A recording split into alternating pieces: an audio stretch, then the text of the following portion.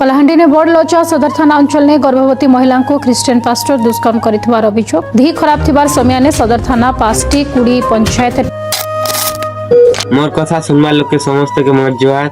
आजिकल माँ बहन मन के खूब रेप ही जाउछे। डाक्सी तार माँ के कैसी तार पोटा ते नहीं आ और मैं गोटे लोग प्रार्थना कर दे बोलसा या और तार किचन रूम रे से निजे मोर वाइफ को देसी आइगा और तार हाथ के जुड़ और फिर भगवान के डाकुता बोलसे आइगा और गोरले गोरले रेप कर देते सर। रेप रेप रेप सान सान झियो मन के नहीं छाड़बार, गर्भवती माँ मन के नहीं छाड़बार, यंग टुकेल के केंटे के ना छाड़बी, यंग टुकेल सेव रही पारबा कई जगह ने तीनों तार किसी गोटे भी निया पहुंच मिलियो सा।